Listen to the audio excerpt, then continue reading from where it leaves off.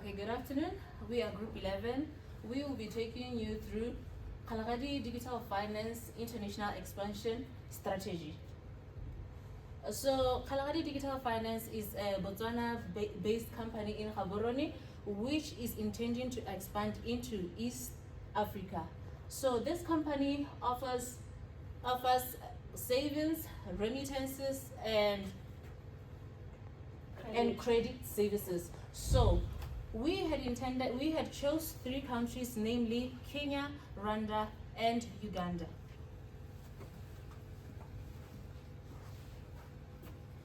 The analysis used strategic methods such as PESTEL analysis, cage analysis, Potter's 5 forces, and SWOT analysis, as well as a weighted matrix.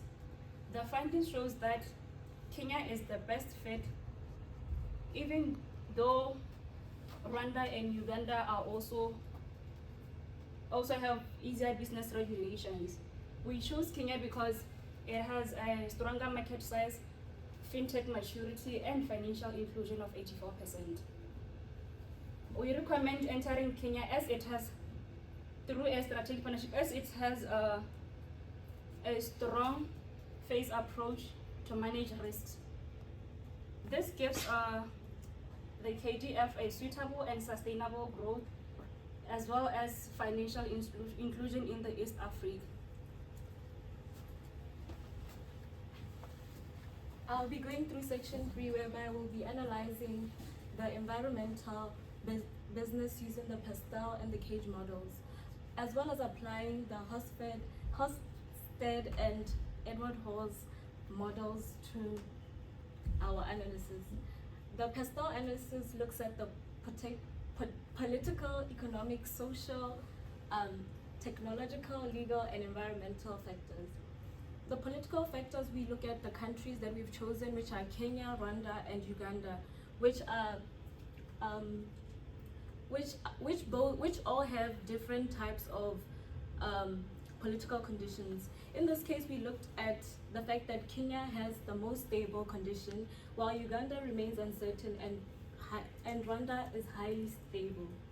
When we look at the economic market, Kenya has the strongest market, Rwanda is growing, and Uganda is slightly slower. And then when we look at the social, the trust in the community strongly influences the adoption. When we look at the technological, we look at Kenya leading in fintech, and Uganda having a weaker infrastructure, infrastructure. The legal factors, we looked at that Kenya has more stricter factors amongst all countries, and Uganda has investor-friendly regulations.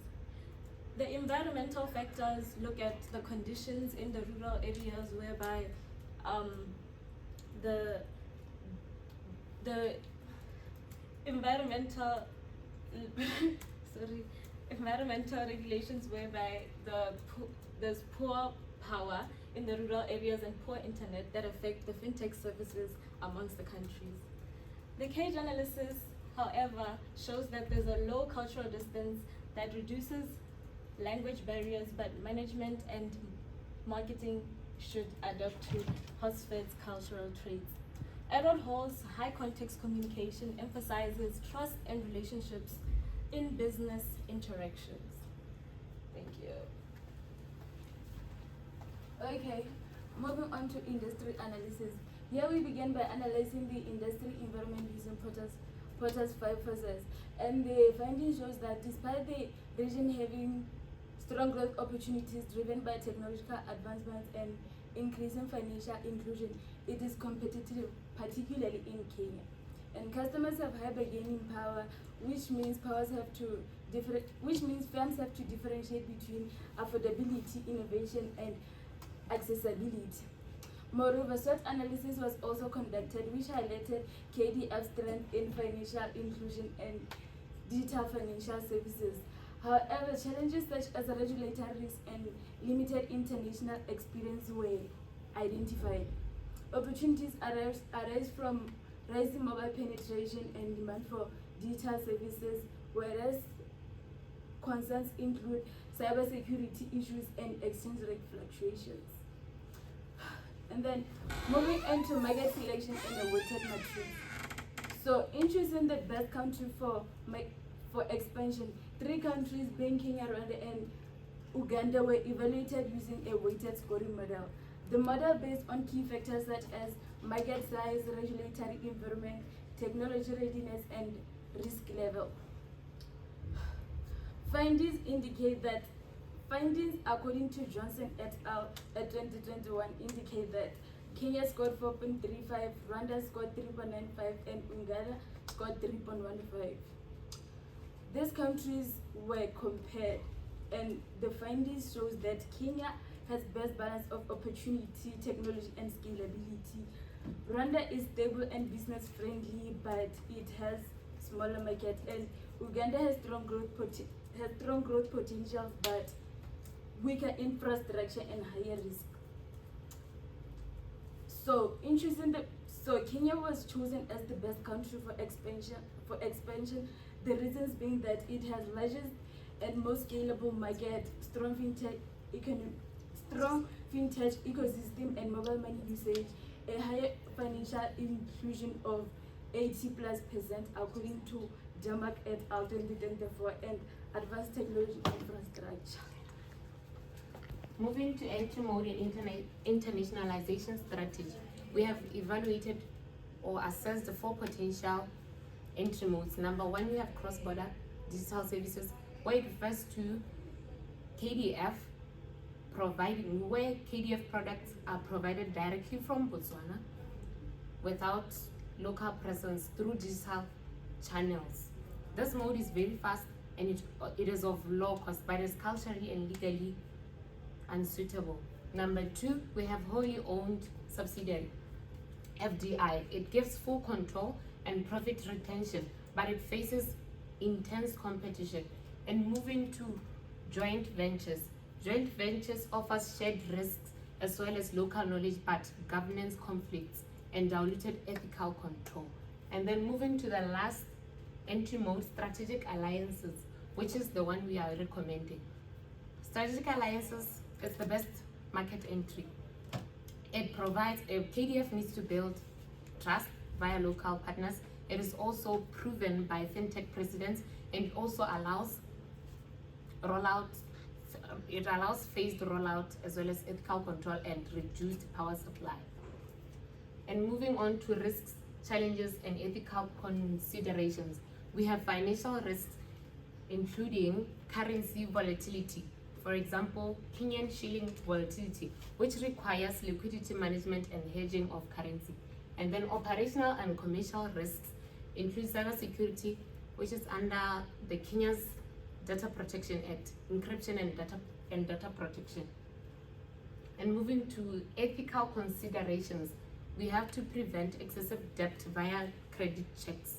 And then also we have to have algorithm fairness, and also have strict privacy for first-time customers. And then in order to mitigate these risks, we have to adopt a phased stage strategy to manage all the commercial risks as well as operational risks. Last but not least, moving on to the recommendation. We heavily recommend that our market and entry strategy, according to data analysis, we recommend that KDF ventures into the Kenyan market. This is actually because Kenya has posed, according to analysis, research, records, and data, that it is the best market, looking at its environmental ecosystem, the fintech ecosystem, the environmental, the technological readiness, and ease of doing business in the place. Again, Kenya has shown that it has plus 80% of financial inclusion. That is majority of the population in Kenya. We are talking about 50 million in population. That is about 51 million, 50 to 55 million. We are talking 51 million of people being able to use mobile money or high mobile money adoption. Again, mobile money transaction amount up to 50+% of the Kenyan GDP, which means majority of the money that moves in Kenya is from mobile money transaction. That actually shows how big the fintech market it is in Kenya. Our entry mode, we strongly and strategically recommend that KDF uses the strategic partnership to get into Kenya. This is actually because it is going to reduce transactional cost, and they will be able to leverage the companies that are already existing in Kenya. They're going to leverage customer base, they're going to leverage market expertise, and they can use network operators like Safaricom and also use a local bank as a way to get into Kenya. And as a mitigating strategy, a phased market approach should be used.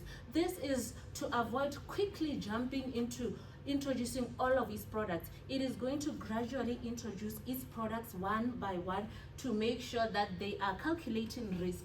And as funding strategies, KDF should implement using diversified funding strategies. This is debt financing, or they could use equity financing, getting an investor to get a stake in the company as a way of investment, or use a local bank to offer it credit facilities. And last but not least, risk management and compliance. Like we already said, we heavily advise KDF to use credit assessment, credit checks to avoid credit risk, cybersecurity infrastructure like cloud encryption to avoid hacking and fraud related problems. And also KDF should strongly adopt responsible lending, and as we had already said, it should partner with a local bank. This will implement or incorporate compliance with local regulations of Kenya. Having all the strategies and all these implementations will enable KDF to be successful and to have a scalable and growth as it ventures or as it expands internationally into Kenya. It should use strategic partnerships. It should also use a phased market entry, not just jump and introduce your products all at a whole, and then it should incorporate proper and strong risk management. In this case, with all this incorporated, KDF is set for success, and it will be able to penetrate the Kenya market and grow. Thank you. Thank you very much. Just a few questions to ask on choice. The first part is, you are talking of strategic alliance. You are aligning with who? With Safaricom. Okay. And the second question is the issue of risk. I see that you do not classify your risk. Are you treating all risk that you presented as high risk? No, we classified the most concerning risk. Like, firstly, we talked about credit risk. Go to the slide. With credit risk, which according to sources and data, credit risk is one of the problems that are faced in Kenya, because Kenya has high credit risk and financial risk. The Kenyan shilling has high volatility, so we were looking to mitigate that as we enter into that market. I'm actually saying that because I'm thinking, how do you manage all this risk as a startup, as a new company in a new market? How do we manage all this risk? It's going to be costly, yeah. Oh, but sir, some risks do not need, like that much of money. Let me say credit assessment. So you see the importance now of having had to classify your risk as either low risk or high risk, or moderate. Okay. That then helps in that regard. The reader then knows that no, this we can live with it, or otherwise this needs urgent attention. Yeah. So that's very critical when dealing with risk, to always have that classification. Okay. Yeah. Good. Whether the risk is high or just low. Thank you. We are done. I want to talk to you off script.